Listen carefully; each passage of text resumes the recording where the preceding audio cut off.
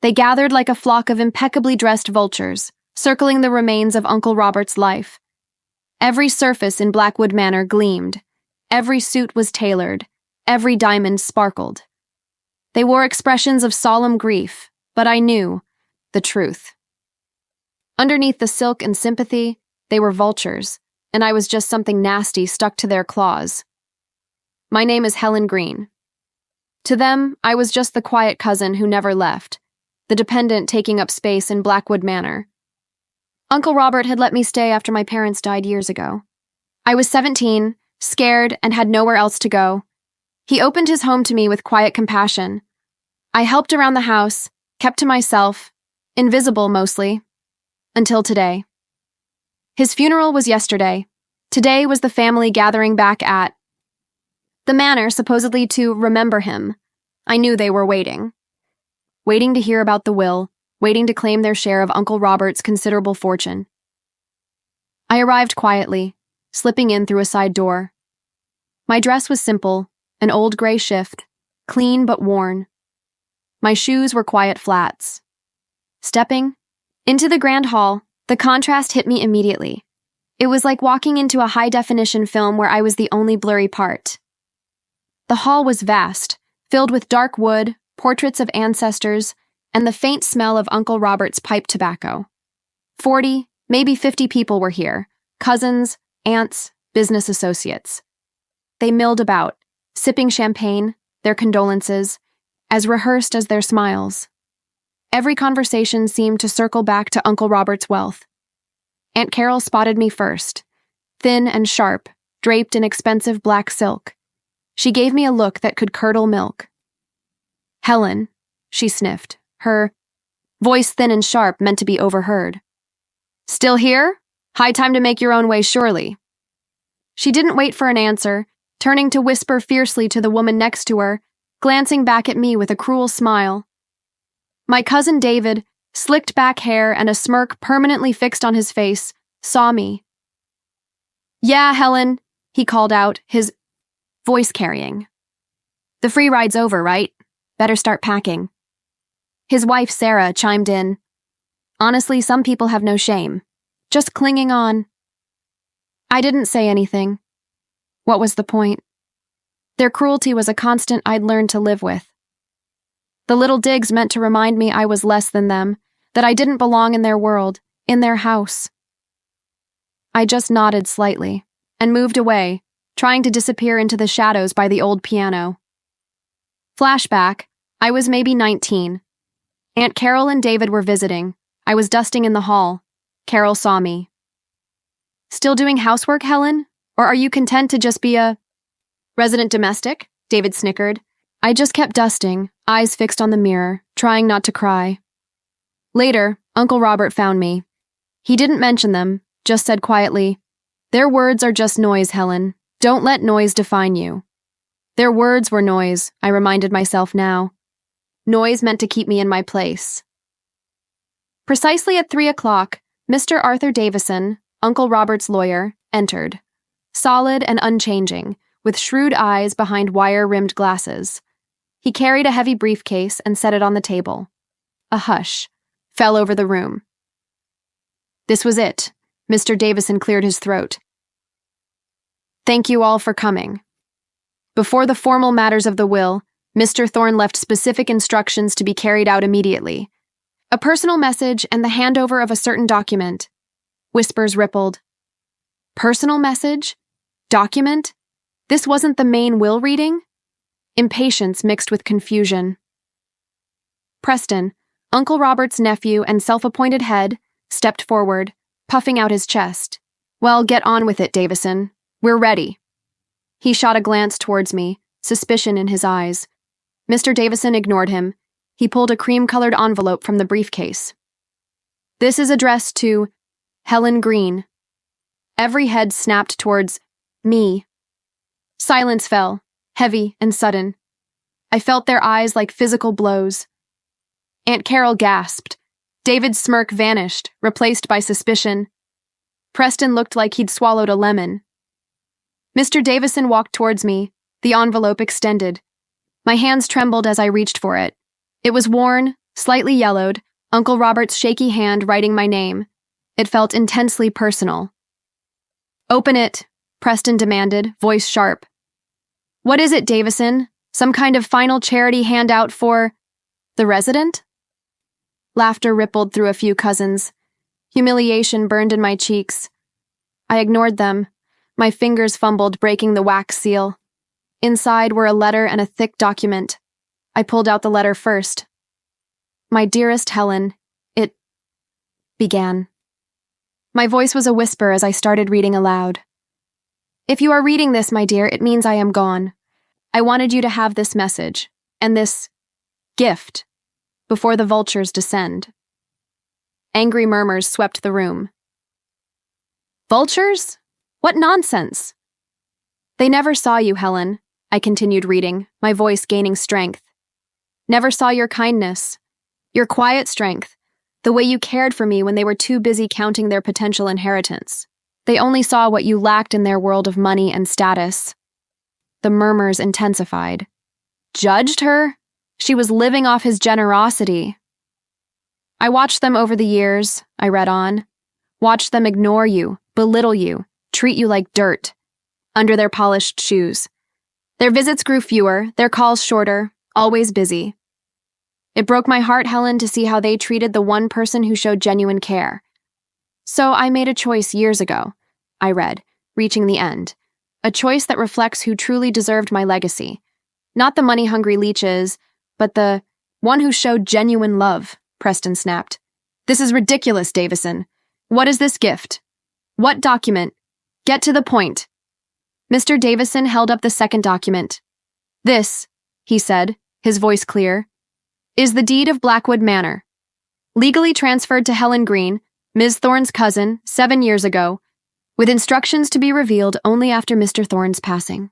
A collective gasp tore through the room, followed by stunned silence.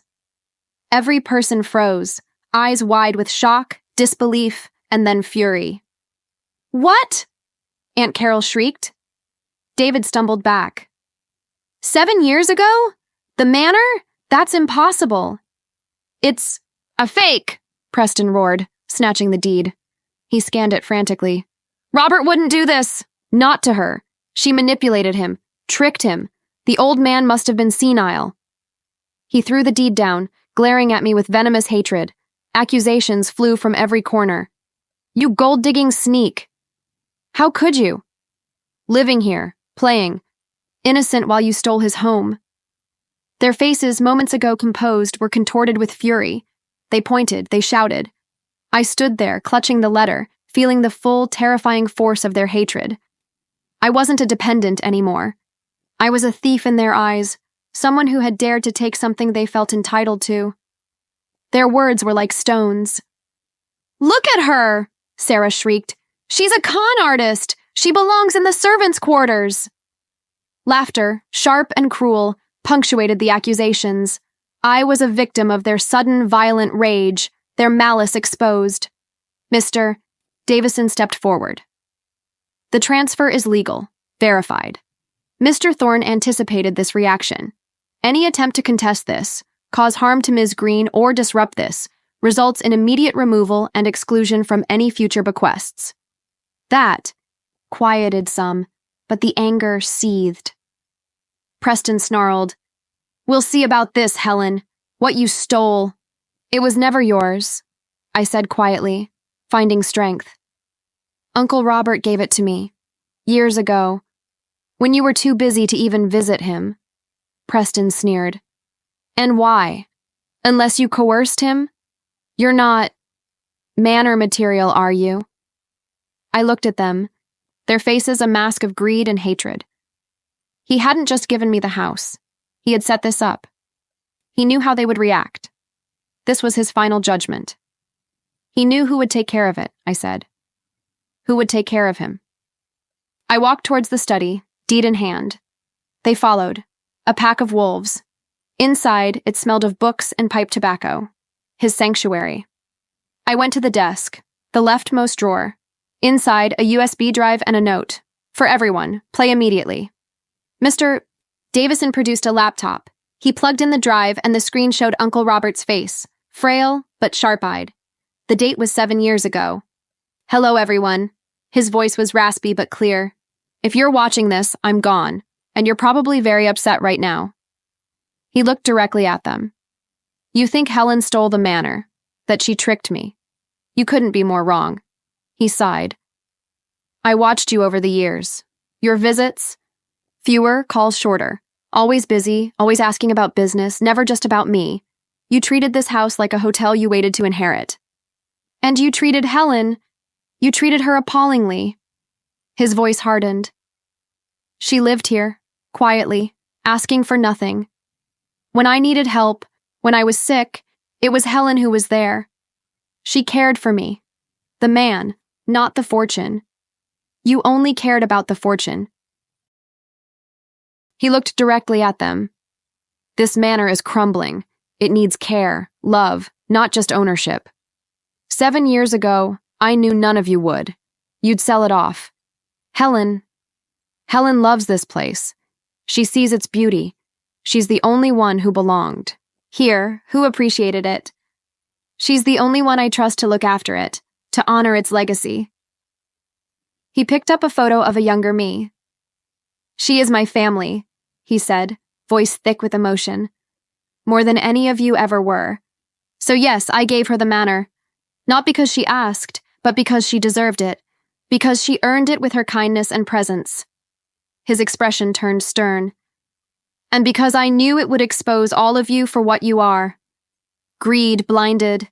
You were too focused on your inheritance to see the value in the person living here. He leaned forward. There is also a significant endowment tied to the manor for its upkeep and the local children's library Helen volunteered at. A large sum, more than you expect. Enough to restore the manor and fund the library for decades. Managed by Mr. Davison and Helen. A little surprise. Just enough to show you what you lost, because you were too blind with greed to see the value in the person living here. The screen went black. Silence. Stunned, heavy silence. Their faces were a mixture of shock, shame, and dawning horror. They wait. Had lost the manor, exposed by the man whose money they craved.